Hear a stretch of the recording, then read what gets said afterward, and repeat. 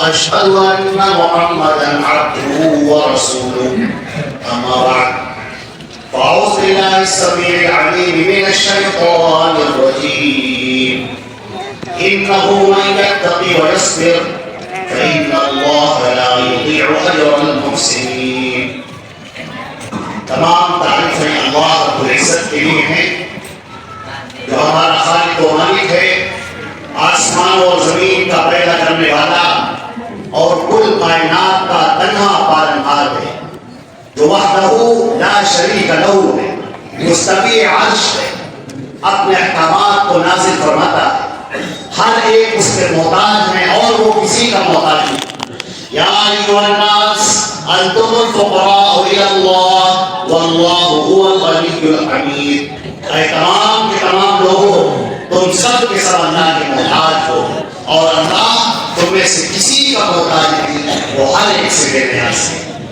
اللہ کا درود اور سلام حضرت محمد مصطفیٰ صلی اللہ علیہ وسلم پر اور تمام صحابہ کرام و صحابیات پر، تمام محدثین و محدثات پر اور کل مومنین اور مومنات پر۔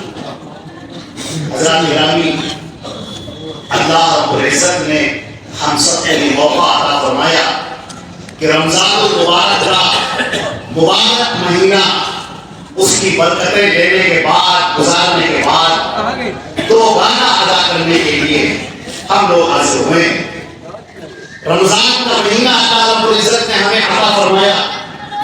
رمضان المبارک کا جو مہینہ ہے جس میں ہم نے روزے رکھے، اللہ کی عبادتیں کی، اللہ کی طاعت کی، اب اللہ کا کرم دیکھیے، اس کا احسان دیکھیے کہ اس دو گانا ادا کرنے سے پہلے اللہ نے یہ حکم دیا کہ تم نے جو روزے رکھے ہیں اس میں ہو سکتا ہے کچھ غلطیاں ہوں، کچھ فحش باتیں، کچھ بیہودہ باتیں، کچھ لغو باتیں زبان سے نکل رہی ہوں، لیکن ہم چاہتے ہیں کہ تمہارا روزہ ہمارے پاس نکھری ہوئی شکل میں آئے، صاف ستھری شکل میں آئے، لہذا اللہ نے صدقۃ الفطر کو لازم قرار دیا اور فرض قرار دیا۔ 2.5 کلو اناج کی شکل میں نکالا جائے۔ یہ کیوں ہے؟ تاکہ ایک تو مساکین کا کھانا ہے، اور رمضان کے اندر جو بیہودہ باتیں ہو گئی، جو لغو باتیں ہو گئی، جن سے عبادتوں میں فرق پڑنے لگا، اللہ نے چاہا کہ ان ٹوٹی ٹوٹی عبادتوں کو بہتر شکل میں قبول کیا جائے، لہذا اللہ نے صدقۃ الفطر کو لازم کرا۔ اب اس کے بعد یہ 2 رکعت جو ادا کی گئی، یہ اللہ رب العزت کے سامنے ہم حاضر ہیں کہ اے ہمارے پروردگار ہمیں عطا فرما دے، اپنی داد و دہش سے ہمیں نواز دے، اپنی عطا اور جود و سخا سے ہمیں نواز دے۔ اللہ کے پیارے نبی حضرت محمد مصطفیٰ صلی اللہ علیہ وسلم نے اس بات پر زور دیا کہ کل مومنین نکلیں گے، سارے کے سارے مسلمان نکلیں گے، مرد بھی، خواتین بھی، عورتیں بھی نکلیں گی۔ جب اللہ کے رسول صلی اللہ علیہ وسلم نے یہ زور دیا تو ایک خاتون نے سوال کیا اور کہنے لگی کہ اللہ کے رسول ہم میں سے بعض تو اس حالت میں ہوتے ہیں جس میں نماز نہیں ادا کی جا سکتی، ایسے ایام آ جاتے ہیں۔ آپ نے فرمایا تب بھی مصلی جائیں گی، ہاں نماز میں شرکت نہیں کریں گی لیکن امام کی دعا میں شریک ہوگی۔ ایک نے خاتون نے سوال کیا، اے اللہ کے رسول ہم میں سے اگر کسی کے پاس نقاب نہ ہو، جلباب جو اوڑھا جاتا ہے، اوڑھنی پردہ کرنے کی، تو کیا بے پردہ رہیں گے؟ اللہ کے نبی صلی اللہ علیہ وسلم نے فرمایا کہ اپنی بہن سے کہو تم کو اپنی چادر میں ڈھانپ لے، چھپا لے، لیکن تب بھی جاؤ۔ آپ دیکھ رہے ہیں یہ کیوں ہے، اتنی تاکید کیوں ہے؟ اس لیے ہے کہ اللہ کی بخشش ہو رہی ہے، اللہ کا انعام بانٹا جا رہا ہے، تو ہماری یہ خواتین کیوں محروم رہے؟ یہ کیوں محروم رہے؟ نمازیں انہوں نے پڑھی ہیں، روزے انہوں نے رکھے ہیں، تلاوت انہوں نے کی ہے، ذکر و اذکار انہوں نے کیے ہیں، اللہ کی خوشنودی میں لگی رہی ہیں، اب جب انعام بانٹنے کا وقت آیا تو لوگوں نے ان کو کنارے کر دیا، عیدگاہوں سے دور کر دیا۔ یہ اسلام نہیں ہے، یہ اللہ کے نبی صلی اللہ علیہ وسلم کا طریقہ نہیں ہے۔ عزیزان محترم، آج اس بات پر بھی ہم اللہ کا شکر ادا کرتے ہیں کہ آج خواتین کی ایک بڑی تعداد یہاں پر موجود ہے، آپ حضرات کے ساتھ بھی موجود ہے، الحمدللہ اللہ رب العزت بہت دینے والا ہے، بہت عطا کرنے والا ہے۔ عزیزان محترم، ایک بات یاد رکھیں، اللہ رب العزت نے جو جنت سجائی ہے وہ بڑی عظیم ہے، اس کی نعمتیں ایسی ہیں کہ ہمارے نبی صلی اللہ علیہ وسلم نے فرمایا ما لا عین رأت ولا اذن سمعت ولا خطر علی قلب بشر، نہ کسی آنکھ نے دیکھا ہوگا، نہ کسی کان نے سنا ہوگا، نہ کسی کے دل پر اس کا خیال گزرا ہوگا۔ اس قدر نعمتیں، شاندار نعمتیں، عمدہ نعمتیں، آنکھوں کی لذت کے سامان، دلوں کی لذت کا سامان۔ اور مسلم شریف کی روایت میں تو اور زیادہ آگے ہے، اللہ رب العزت کے پیارے رسول حضرت محمد مصطفیٰ صلی اللہ علیہ وسلم نے فرمایا جب جنتی جنت میں چلے جائیں گے، نعمتوں سے بجرا بند ہو جائیں گے، اپنی آنکھوں سے اللہ کی سجائی ہوئی جنت کو، نعمتوں کو، انعامات کو دیکھ لیں گے، اللہ رب العزت سوال کرے گا اے میرے بندو کوئی کمی تو نہیں رہی؟ بندے کہیں گے اے پروردگار ہم نے جتنا سوچا بھی نہیں تھا اس سے کہیں زیادہ ہمیں بہتر ملا۔ اللہ تعالیٰ فرمائے گا اے میرے بندو ابھی ایک کمی رہ گئی ہے۔ جنتی آپس میں گفتگو کریں گے اب کون سی کمی رہ گئی؟ ساری چیزیں تو ہم کو مل گئی، بڑا سا محل مل گیا، کھانے کے عمدہ سامان مل گئے، خوب بہتر سے بہتر انعامات ہماری توقع سے زیادہ بڑھ کر مل گئے، اب کیا رہ گیا؟ اللہ رب العزت فرمائے گا اے میرے بندو ابھی ایک نعمت باقی ہے۔ بندے کہیں گے پروردگار سب تو ہمیں مل گیا، ہمیں نہیں معلوم کون سی نعمت باقی ہے، اے میرے رب ہمیں نہیں پتا ہے۔ اللہ تعالیٰ فرمائے گا اے میرے بندو کیا تم لوگ مجھے دیکھنا نہیں چاہتے؟ تم دنیا میں عبادت کیا کرتے تھے مجھے بغیر دیکھے ہوئے، بغیر مجھے دیکھے ہوئے تم نے سجدے کیے ہیں، بغیر مجھے دیکھے ہوئے تم نے ہاتھ اٹھا کر دعائیں مانگی ہیں، بغیر مجھے دیکھے ہوئے تم نے سبحان ربی الاعلیٰ سبحان ربی العظیم کہا ہے، بغیر مجھے دیکھے ہوئے تم نے مجھ سے محبت کی ہے، اب کیا تم لوگ مجھے دیکھنا نہیں چاہتے؟ جنتی کہیں گے اے پروردگار کیوں نہیں ہم اپنے رب کو دیکھنا چاہتے ہیں۔ اللہ کے پیارے نبی صلی اللہ علیہ وسلم نے فرمایا وہ صادق المصدوق کہ اللہ رب العزت اپنا دیدار کرائے گا سارے مومنین کو، اور جب مومنین کی نگاہ اللہ کے چہرے پر پڑے گی تو دل کے اندر ایسی لذت محسوس ہوگی، ایسی محبت محسوس ہوگی، ایسا مزہ محسوس ہوگا کہ ساری نعمتیں کھینچ کے اسے آئیں۔ اللہ رب العزت فرمائے گا کہ میرے بندو ہر جمعے کو اسی طرح دیدار ہوگا۔ جب اللہ کے نبی نے یہ حدیث بیان کی تو ایک صحابی پستہ قد تھے، انہوں نے کہا اللہ کے رسول سارے لوگ لمبے ہیں، میں تو بڑا ناٹا ہوں، پستہ قد ہوں، اللہ کو سب دیکھیں گے میں کیسے دیکھوں گا؟ میں اپنی ایڑیوں میں لمبے رہوں سکتا ہوں تو بھی نہیں دیکھ پاؤں گا، اے اللہ کے رسول میرے لیے بتائیے۔ اللہ کے نبی صلی اللہ علیہ وسلم نے فرمایا کہ جب 14ویں کا چاند نکلتا ہے تو کیا اس کو دیکھنے کے لیے دھکا مکی کرتے؟ انہوں نے کہا نہیں، کہا بس اللہ کا دیدار اسی طرح سے۔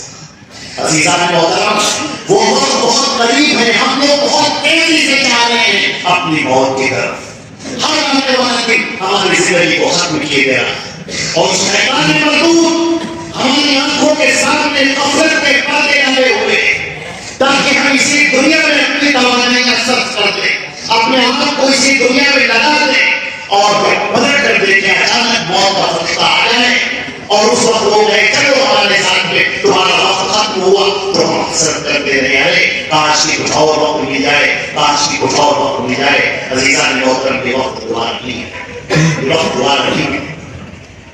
اللہ اپنے بندوں کو آزماتا ہے، یہ جو آزمائش ہے یہ دخول جنت کے لیے آزمائشیں اللہ نے قرآن پاک میں ذکر کی ہے۔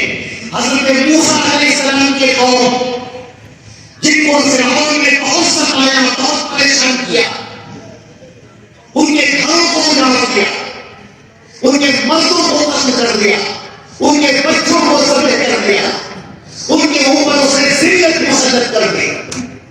یہ سب کچھ کیا حضرت موسیٰ علیہ السلام نے اللہ کے حکم سے لوگوں کو یہ پیغام پہنچایا کہ تصبروا وتتقوا علیکم، تم صبر کیا اختیار کرو اور تقوی اختیار کرو، اللہ سے ڈر لگاؤ، اللہ کو راضی کرو، اللہ کو خوش کرو.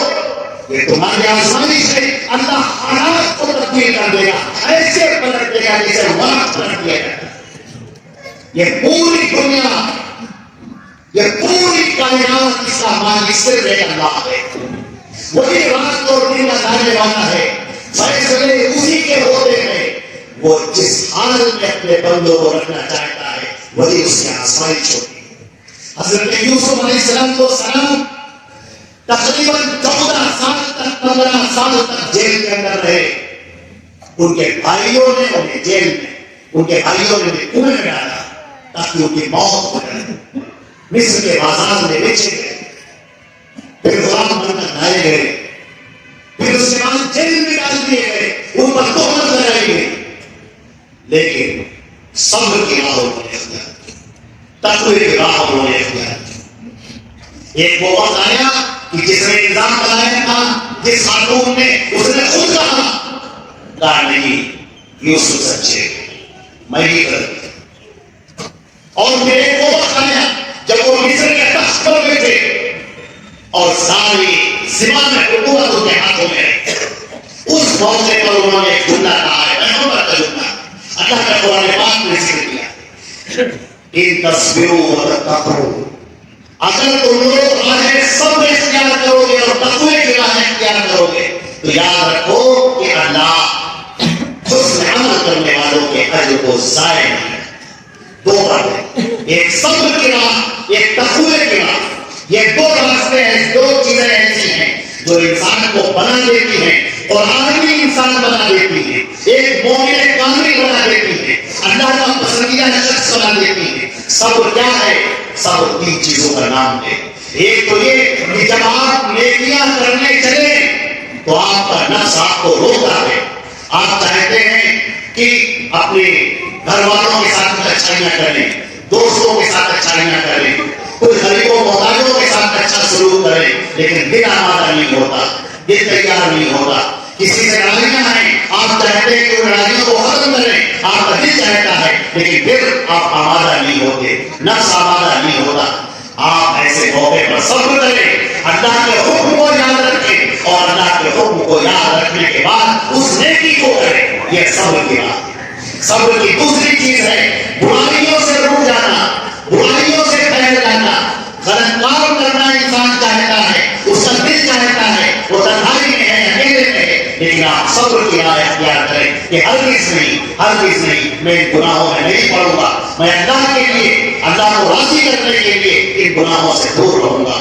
اور صبر کی تیسری چیز، جب کوئی آپ کو برا بھلا کہے، آپ کو ایذا دے، آپ کو تکلیفیں دے، ایسے موقع پر آپ اپنی زبان کو، اپنے ہوش و حواس کو بالکل قابو میں رکھیں. یہ صبر، یہ 3 چیزیں اختیار کر لیجیے. اور تقوی، اللہ کا تقوی، نبی کی سنت، اللہ کے پیارے رسول صلی اللہ علیہ وسلم کا لایا ہوا دین، اس کی پیروی کرنا، سنتوں کو اختیار کرنا، کفر سے، شرک سے، بدعات سے، خرافات سے، جاہلی رسم و رواج سے، لوگوں کو خوش کرنے کے لیے نیک کام کرنے سے اپنے آپ کو بچا لیں. 2 کام آپ نے کر لیے. اللہ رب العزت فرماتا ہے کہ اس موقع پر انہوں نے ایک جملہ کہا ہے، پیغمبر کا جملہ، اللہ کے قرآن پاک نے ذکر کیا، ان تصبروا وتتقوا، اگر تم لوگ راہ صبر اختیار کرو گے اور تقوی کی راہ اختیار کرو گے تو یاد رکھو کہ اللہ حسن عمل کرنے والوں کے اجر کو ضائع نہیں کرتا. 2 باتیں، ایک صبر کی راہ، ایک تقوی کی راہ.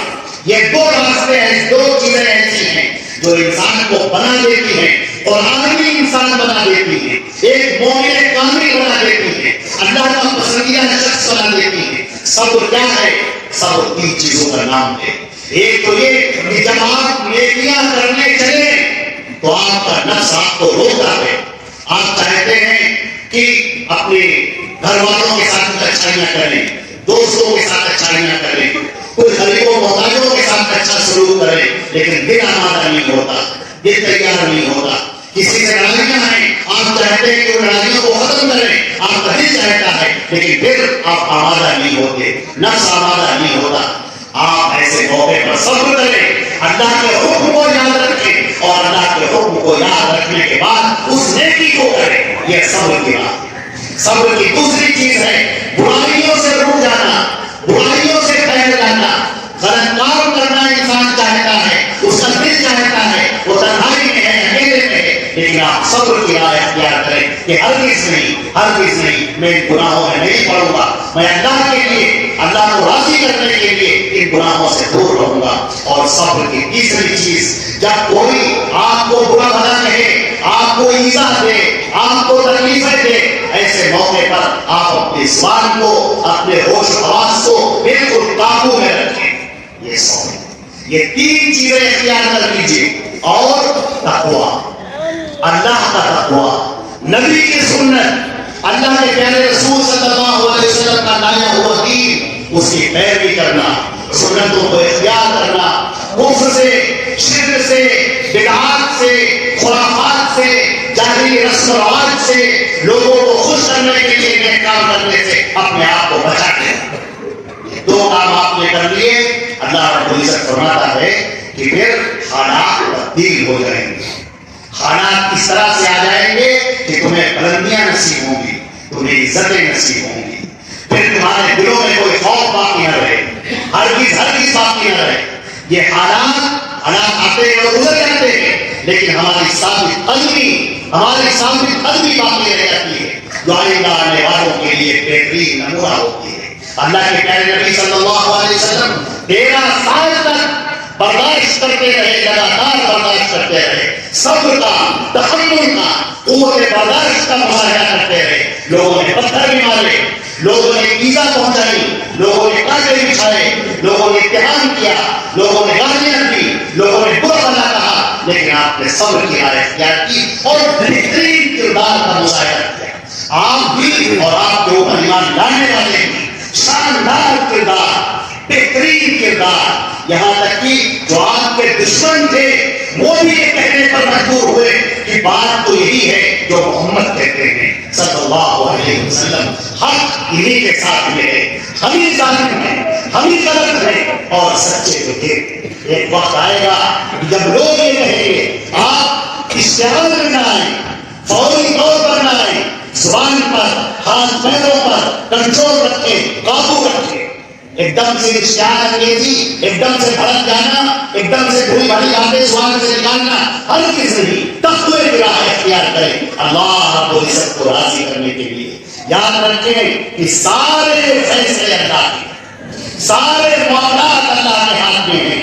وہی حالات کو تبدیل کرنے والا ہے، وہی اپنا فضل اتارنے والا ہے، وہی داد و دہشت کرنے والا ہے، وہی ہم سب کو عطا کرنے والا ہے۔ عزیزان محترم، آپ حضرات سے اور اپنی دینی اور ایمانی ماں بہنوں سے میری یہی درخواست ہے کہ ہم سب لوگ رمضان گزرنے کے بعد بھی عبادتوں میں لگے رہیں۔ یہ رمضان ٹریننگ کا مہینہ تھا، ایسے رکنا ہے۔ حلال کاموں سے اللہ نے روک دیا، اب حرام کاموں سے ہم کو بچنا ہے، ہر بری بات سے بچنا ہے، نبی کی تعلیمات کو پر عمل پیرا ہونا ہے، اسے سیکھنا بھی ہے، اس پر عمل کرنا بھی ہے، اسے دوسروں تک پہنچانا بھی ہے۔ اے اللہ اپنے فضل و کرم سے ہم سب کی عبادتوں کو قبول فرما۔ اے اللہ تو اپنا ہم پر کرم فرما دے۔ اے اللہ اس سے زیادہ کوئی سچا نہیں، سچ بات کرنے والا نہیں۔ اے کونین کے مالک، اے آسمان و زمین کے مالک، اے اللہ خیر کے فیصلے ہمارے لیے اتار دے۔ اے اللہ انعامات کی بھرمار کر دے۔ اے اللہ اپنی نوازشات اور اپنی عطا سے ہمیں نواز دے۔ اے اللہ ہم میں سے جو پریشان حال ہیں ان کی پریشانی کو دور کر دے۔ یا اللہ جو بے روزگار ہیں انہیں روزگار سے لگا دے۔ اے اللہ جو لوگ غلط مقدمات میں گرفتار ہیں اے اللہ ان کو مقدمات سے خلاصی عطا فرما دے۔ اے اللہ جو بیمار ہیں انہیں شفا عطا فرما دے۔ اے اللہ ہماری جو بچیاں بے نکاحی بیٹھی ہیں اے اللہ ان کے لیے بہترین جوڑے عطا فرما دے۔ اے اللہ جن گھروں میں شوہر اور بیوی میں محبت نہیں ہے، ناجاتی ہے، اے اللہ دونوں دونوں کے دلوں کو آپس میں جوڑ دے، اے اللہ دونوں کے دلوں میں الفت اور محبت پیدا کر دے، اے اللہ افلاس سے فقر سے ہم سب کو بچا لے، اے اللہ خوشحالی کی زندگی عطا فرما دے، اے اللہ خوشحالی کی زندگی عطا فرما دے، اے اللہ امن و امان کی زندگی عطا فرما دے، اے اللہ اپنے فضل و کرم سے اس ملک پر خاص طور سے اپنا رحم فرما دے، یا اللہ خیر نازل کر دے، یا اللہ اپنی داد و دہیز سے نواز دے، اے اللہ اپنی نوازشات سے نواز دے، اے اللہ امن و امان عطا فرما دے، اے اللہ سکون اور اطمینان اور خوشحالی عطا فرما دے، اے اللہ اپنے فضل و کرم سے ہم سب کے گناہوں کو معاف کر دے، اے اللہ ہمیں اپنی جنتوں میں داخل کر دے، اے اللہ جنت الفردوس میں ہم سب کو داخل کر دے، اے اللہ جب تک ہم زندہ رہیں اسلام پر عمل کرتے ہوئے زندہ رہیں، اور جب ہماری موت آئے اے اللہ تو ایمان کی حالت میں ہماری موت آئے۔ اللهم ربنا تقبل منا انك انت السميع العليم وتب علينا انك انت التواب الرحيم اللهم صل على محمد وعلى ال محمد كما صليت على ابراهيم وعلى ال ابراهيم انك حميد مجيد اللهم بارك على محمد وعلى ال محمد كما باركت على ابراهيم وعلى ال ابراهيم انك حميد مجيد والسلام عليكم ورحمه الله وبركاته.